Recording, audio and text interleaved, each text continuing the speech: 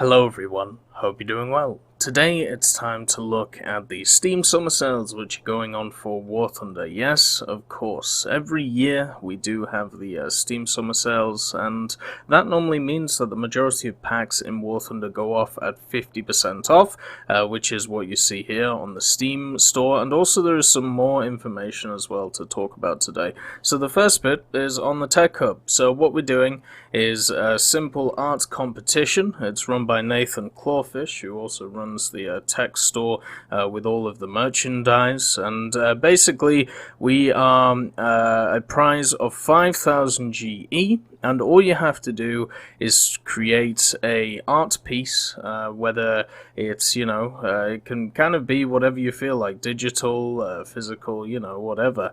And during the month of July, if you have the best piece, then you get 5,000 GE in War Thunder, and the theme is the long summer and can focus on any aspect of the sweltering season. If you want more information about it, please make sure to check the Tech Hub news and announcements.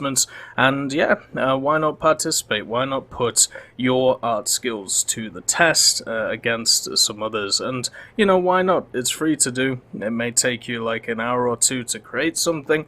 Maybe you're an amazing artist. Maybe you want to take a screenshot from the game and try and manipulate it into an art piece. That would be a really cool thing to see. But anyway, another thing to talk about is the consoles and by extension PC.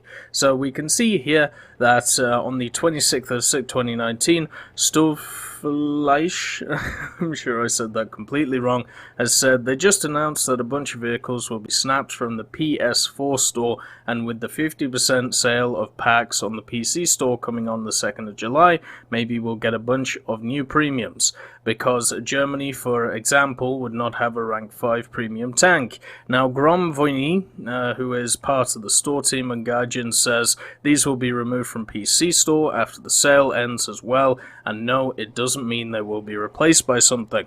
So this follows a pattern that we've seen over the last few years of this sale here. This is the Independence Day sale. If you didn't know about this, basically the 4th of July is Independence Day in America, and what War Thunder or Gaijin does is try and couple this with some summer bundles and also some American bundles, because obviously it's Independence Day for America. So I'm sure this year we will get word of what's going to be in these bundles next week. As Grovny says, it's probably going to be on the 2nd or afterwards. And something to watch out for, every year there is a clearance sale. So this is basically what this is talking about here, where packs are put 50% off and then they are discontinued from the store. So it's kind of your last chance saloon to pick up these packs. So the packs that look like they're going to be disappearing are the KPZ M47, so the pattern for the Germans, the Semavente, which I'm sure is the Semavente 105 for the Italians. Then we've got the Project 7U, which is the Soviet destroyer, which was eclipsed by the Leningrad. And then you've got the G55S, which is an insanely good plane for the Italians. And then the heavy tank number 6, which is the Tiger E, Tiger 1E that the Japanese get.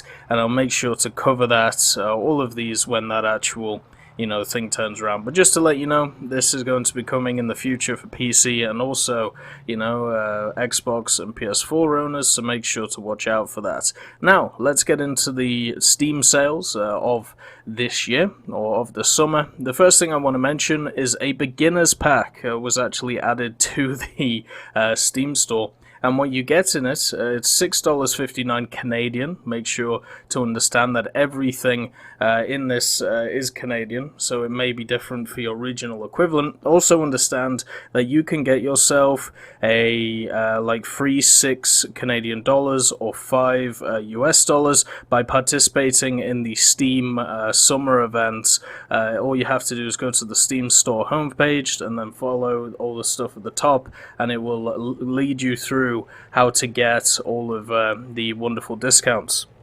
So yeah, you could technically get this pack if you're in Canada for 59 cents if you follow the stuff at the top of the store page for Steam. So what's in this pack? You've got the M3A1 Stuart, you've got the United States Marine Corps decal, you've got Rasmussen's P-36A plane, and you also get 120,000 Silver Lions and premium account for 7 days. So this is obviously for individuals who are starting the game, but it's still a pretty nice pack, especially since this is not the starter premium for the Americans anymore, or at least I don't think it is. When I believe the F3FH, or yeah, Gala's F3, F2 is the starter premium, and then you've got Thatcher's F2A5. So Rasmussen's P26, when it's Rasmussen's P36A, will be a nice pickup for people who don't have it, obviously, in their hangar, such as me. So I'll be looking to pick this up at some point. Then, of course, the Army. This is the one that you get, the M3A1 USMC. This little bad boy here. Very fun little machine. The 37 with its rapid fire is an incredibly good vehicle, and as a premium, it is fun to use, to run around the place and do a lot of damage with. It's not as good as the Stuart, the M5A1. It's also only, it is also only rank 1, so it's only good at researching rank 2s and below, but it's still a good machine for getting credits and also RP, and just fun to use. I think out of the reserve vehicles, the Americans, the Germans, and the Soviets, if you look at the BTs and then the Panzer IIs, are probably the funnest to play, just because the Americans are very much all-round, the Soviets have a lot of speed, and the Germans have a lot of firepower. The other nations are still okay, but, the Italians are quite good, and the British are okay, but the Japanese and French definitely lackluster a little bit. But anyway, if you want to pick up that pack, it's on the Steam store for only, $5, $6, $7, depending on where you're from. The first pack to look at is Webb Moore's P51 D10. This pack has in it the D10 Daddy's Girl and also the premium account for 15 days. There's no G in any of these packs, you just get a premium account and that's it. And you've got to say that for me, this is the nicest looking P51 with all of the historical markings here and also the name here. It's probably, as I said, the best looking one, and it does, its job pretty well. It's got 650 cals. It's very similar to the Tech Tree P51s that we have, or at least the Ds, I should say, in form of the D30 and the D5. Both sat at 4.7 and 5.0. The only real difference between something like this and Webb Moore's is, of course, the camo that you have. It's a good fighter when it comes to high altitude fighting. I generally really like the P51s, but you've got to understand that you've got to play them in squads, and you've got to play with people you're very much in tune with. Like, if we have a look at the stats that I have with the P51s, you can see here that, about 2 to 1 in the D5, 1.5 to 1 in the P51H. These are pretty good stats for, at least in my opinion, for these types of planes. The thing is, like with the D5, I spent a lot of time playing with other people in squadrons and making sure to go in as 3 or 4 stacks, getting altitude and feeding, off each other in a positive way, and that was how, the P51D can work really well. It's really good in 2-on-1 situations, it's good in the dive, it's good over, about 5,000 meters. The only thing it struggles with is, low speed performance, especially when you're facing stuff like the Japanese and the Germans a lot, and the guns are really good for head-ons. Everything is great in it, apart from the fact that it's mid to low altitude performance is done dirty against a lot of basically German planes, which is what you face a lot. And because a lot of German planes will outclimb you at the start, a lot of people will feel pressured into facing them, in a head-on engagement where they have the advantage in altitude, and there's nothing you can really do in the P51. The best thing to do is to be patient and to go to different areas of the map, and then once you see, you know, the German players move in on other members, try and snap them up. It's not hard to do. It's quite simple to do, and you know, it's kind of as simple as that. So just make sure to try and do that, and you yourself can do well in the P51. It's also a rank 4 now, so it's going to be good for researching all of, well, the majority of jets, I should say, you know, all of rank 5 and below. And you also get some good silver lines out of it. Understand, though, that you're going to have to pull out a lot of very good performances to get a positive win rate in this thing. I don't know what it is about American teams around this tier, but they definitely struggle when it comes to their realistic. I think it's because of the unfortunate mixture of attackers and bombers and fighters. It's very hard to get a full fighter team on your side, but if that ever happens, you should wipe the floor with these ridiculous 4-7 aircraft. The next stuff, if we have a look, is the M18 Black Cats. So this is, once again, all of the packs are 50% off apart from the beginner's pack.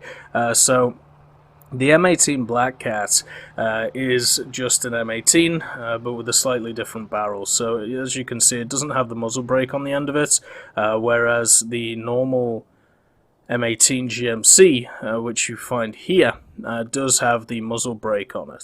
So that's the only real difference between them. There's also a slight difference in armor on the side. There is no, you know, what look like mud flaps to me. I'm sure they're not classed as that, but that's the only real difference when it comes to these machines. They're both rank 3, so you know you can run them together. They're both 5.3, and they're both really good machines. There's something which is special about the M18 GMC and also the Black Cats. They're just fast, they're fun, they have good turret traverse, they have good speed. You can just fly around the place, and at the start of a battle in the first 5 minutes, you can pretty much go wherever you want on many different maps. You can, you know, cap points, you can just do just crazy things, and that is a part of the game which is sometimes missed if you play a lot of mediums and a lot of heavy tanks. So for me, it is a really good pickup to get the Black Cat. It also rounds out quite a nice 5-3 lineup. You know, you've got the Jumbo, you've got the M4A376, you've got the M19 for a bit of AA support, and also the Black Cats and the Hellcats. Also, a Black Cat can be up-tiered to quite good effect, you know, even up to 6.0 and 6.3. If you try and get it around the sides of stuff, it works incredibly well. So, you know, you can do that too. Just understand that it does get hull broken, so that is something to worry about. And also after that first 5-minute period, when planes start turning up, you will be targeted because of the fact that you are open-topped, and also there's not really any armor on this thing. This is really you need to shoot first machine against the enemy, so just understand that. Don't get yourselves caught out. Try and have a plan at the start of the game that you want to do and execute it really well instead of trying to make split decisions, which will get you killed in stuff like Black Cats. But yeah, I think it's a great pickup. It's a really fun machine, and you get some cool decals along with it. 15 days as well. Now the T3485E, this is once again half price at $20, and you get the T3485E with the chicken wire, and then also the premium account for 15 days. So, if you don't know what the chicken wire express is, there is actually 2 of them in game. So, the other chicken wire express is the M46 that you see here, with its mesh all around, which doesn't seem to do a lot. But yeah, this this is the OG, you know, chicken wire express to me. But if you want to know the other one, it's a T3485 with just mesh on it. That's the only real difference between it and the one that you see in the tech tree, which is just sat here at 5.7. It is a really fun vehicle, to be honest. The T3485 will always be one of my favorites. It's a great mix of speed, okay armor, but also a very good gun, and pretty good gun stability as well. The only time that it really lets you down, it is a rank 4, so it'll be good at researching rank 5 and all below as well. The only time that a machine like this lets you down is the gun depression. The gun depression on this is only 5 degrees, which means that you have to kind of face enemies head on, which isn't too hard to do, you know, in a machine like this, but it's just something to think about. It's also got really good turret traverse. And even after the ammunition changes, which I believe did decrease the penetration on some of these rounds, it's still a pretty good, thumper. It can still do a decent amount, and you also have APCR alongside of it if you need to use it. But it's one of those great all-round vehicles. It's been great for an incredibly long time. I think I've personally used it a lot in events and stuff like that. You can see the D5T that I use quite a lot here, and I'm sure the T3485 will be somewhere here as well. I know I've used it a lot in arcade. Yeah, there you go. But I trot it out every time there's like an Operation Summer or like an event, a World War II Chronicles thing. But just understand that at rank 4 you have not great premiums, to be honest, when it comes to the Soviets. The only one I would actually pick for being okay out of these 5 is the IS-6, and even then, it's kind of been found out over the last year, especially with its BR increase. It's still good, but it's not as good as it used to be. The T-44-122 is probably the second best. These 3 are quite bad, if not hot garbage. So therefore, getting a 5.7, which is rank 4, and getting good stats on the SL reward and also the RP reward is a great pick. Oh, the Type 62 is a gift, so let's not let's not add that in. But if you don't have stuff like the Type 65, the KV220, the T5, it is one of the best vehicles you can pick up because it complements this wonderful 5.7 lineup. The Soviets have a great 5.7 lineup in the form of the T-3485, the IS-2, so why not add in the T-3485E alongside stuff like the PT-76 and never ever touch this thing. It's absolutely awful. So yeah. It's there's a lot of great stuff at 5.7 for the Soviets, and the T-3485E is as good as the rest of them. Apart from the gift vehicles, I would give it to these two for being better, but understand that these are rank 3, so you don't get as great bonuses when it comes to research, and you can't research rank 5s as well. The Sergei Dolgushin's LA7 pack, you get 15 days once again, and this is the LA7 rank 4 USSR, so this is just the USSR plane, which you find here, apart from a premium version. It's 4.7, so the same BR as the P51, and I have never really got along with the LA7s, and that's basically where I stand at them. I think that they're very good mid-altitude fighters, but by the time you get to 4.7, you're facing a lot of stuff like Bf-109 G2 Trops, G6s, the later Focke-Wulfs, and even getting up into that 5.3-5.7 area with the K4s, and even if you unfortunately get on something like Zhengzhou, you're facing stuff like A7 M2s, and they're going to tear you apart. There is nothing that you can really do in this plane against those unless you force 2-on-1s, which can only work so well if your team doesn't bees nest, and by bees nesting I mean C1 targets and then dive on it and then create this huge furball, but Soviet teams always do this, so there isn't a lot of saving when it comes to Levechkin. So it's really good mid-altitude, it's pretty good low-altitude, it's got okay guns, they spark a decent amount with the Shivaks, but for me, it's just one of those aircraft where I feel like if I come up against a competent enemy in the form of a P-51, in the form of a Bf-109 or an A7, they can just drag me higher and then just annihilate me, and there's nothing I can really do in that scenario. I can just sit there and lap it up and die. So yeah, if you if you don't get those opponents and people fight you on your ground, when it comes to the area of if they fight you at mid to low altitude, you have a great chance at killing them. You are an incredible plane in that regard, but everything else, which, as you go up the ranks, rank 4 and 5, they start turning into these more high altitude machines, you're going to run into. So for me, I don't really like it as a premium or as a plane in general.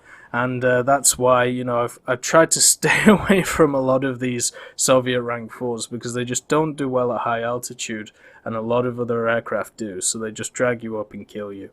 So yeah, I personally wouldn't pick it up if if I was going to hazard a guess, I would say wait for 50% off, like there was, a few days ago. Pick up the Yak 3 VK107. It's the only way to go. It's high-powered engine. It's got really good guns behind it. It's easily the best rank 4 plane that is premium for the Soviets. Next one is Plagueis' Spitfire LF Mark 9. This is actually the LF Mark 9C.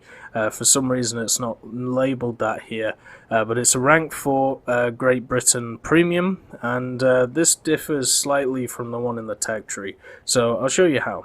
So the British, if you have a look in the tech tree, you can see that where is this? Is it the LF Mark 9? Yeah, you have the LF Mark 9 here, right? Now it has two 50 cals and it has two 20mm Hispano Mark 2s. Now, we actually do have some LF Mark 9Cs in the game. They're just in the they're just in the American tree. So where's the one in the American tree? Here it is. So you have this one here, which is basically Plagueis' Spitfire, but in the American tree. So it's rank 4, battle rating 5.7. It's got two Hispanos, and it's got 477 Brownings. So that's the main difference. Instead of the 250s, you get 477 Brownings, which are definitely not as good at 5.7. So yeah, you do have to watch out for that. And where's the Spitfire for the Soviets? I can't remember what BR it sits at, but anyway, I think that the LF Mark 9 definitely has better armament than the 9C. The 9C does have, the fact that it has a slightly better performance, but not too much, doesn't really factor in.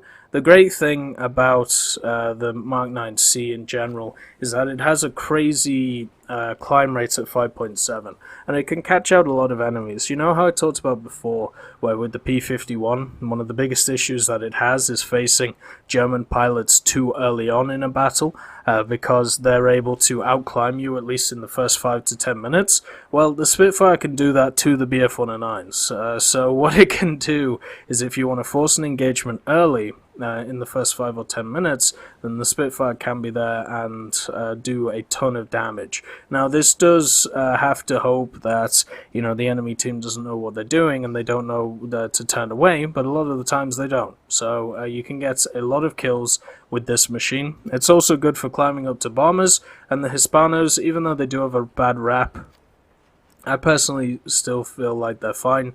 I wish they did a little bit more damage, but they still do okay. There isn't anything which really turns me off of them. I wish there were Mark 5s on this machine, but I wish that Hispano Mark 5s were on everything. For me, it's a solid pickup, and since it's rank 4, it can be used to pretty much grind out the whole of the British research tree. There's only 3 aircraft which you can't efficiently research with it, and it's just a fun plane because it's really good at turning. It's good at holding its energy. It's good at climbing. The only thing it struggles with is diving. So as long as you don't, massively dive after people, and also defensively fly at high altitudes when you realize that people have a height advantage on you, then you can do really well in it, And also, just use those 7.7s to pepper people to try and get them spooked, force them to turn, and then finish them off with the Hispanos. It works every time.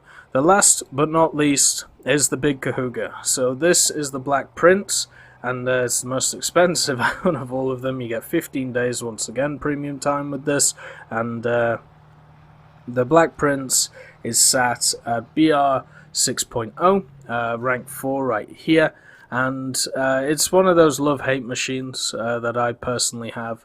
So the Black Prince, being a rank 4, means that it's good at researching everything rank 5 and below. The issue that the Black Prince has, even though it's got good RP on it and good SL, exactly the same as the STRV 81, which is a little bit higher BR, is that you can't really build a lineup around it. Like, the really strong thing about the STRV is that you have the Cent Mark III, you have the Carnarvon, you have the Tortoise, you have the Spitfires, the Griffin Spitfires at 6.7.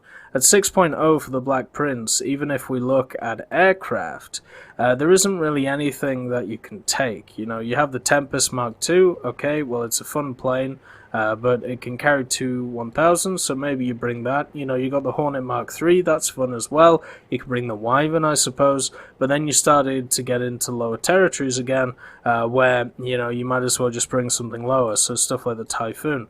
And for, you know, for the lineup, yes, they added in the Scent Mark 1 over the last, not year or so, but, well, was it the last year? Well, they added the Scent Mark 1 more recently than the Black Prince, and that means that the 6.0 lineup gets a little bit of love that it didn't have before, but it's still not a really great lineup. You're still struggling for AA, your tank destroyer is at 4.7, and therefore you need this thing to carry your lineup hard.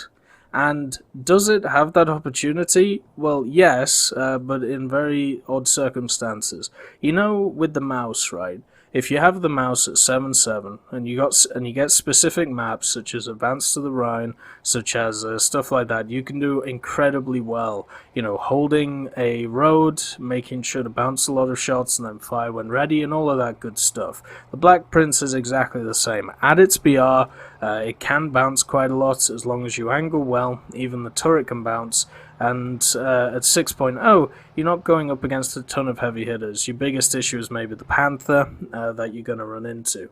So in those specific circumstances, it does great. The issue is, as you go up in BRs in War Thunder, you start getting larger and larger maps, and the Black Prince is way too slow. This thing is 50 tons, and it has a 350 horsepower engine. That should tell you exactly all you need to know when it comes to the actual speed of this machine. The speed of it is absolutely horrific.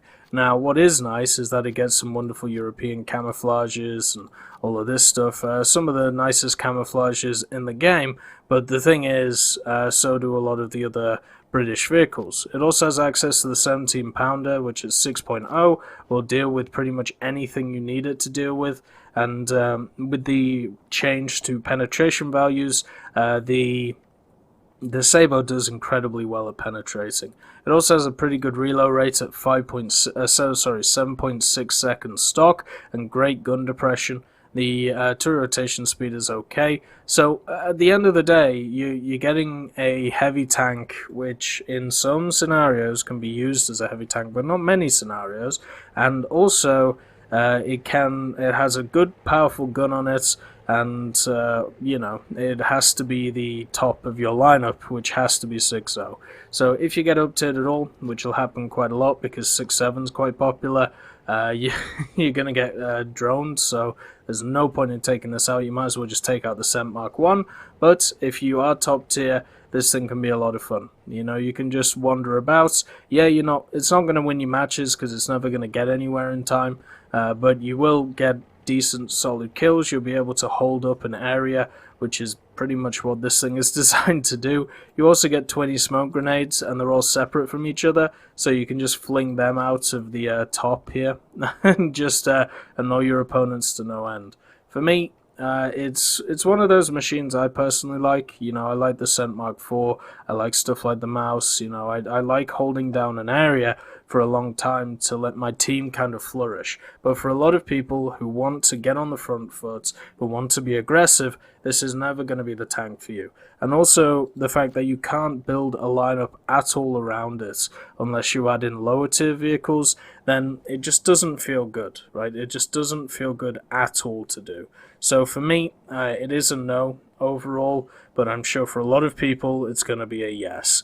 Anyway, that is the look at the Steam sales that are going on for War Thunder for this summer. And these sales do go on until the 9th of July, so you've got about a week to, work out if you want any of these or not. And also remember, on the 2nd or the 3rd, we're going to be getting some Independence Day stuff, which I'm sure will run over to the weekend. I hope you all have a wonderful day, and I'll see you next time.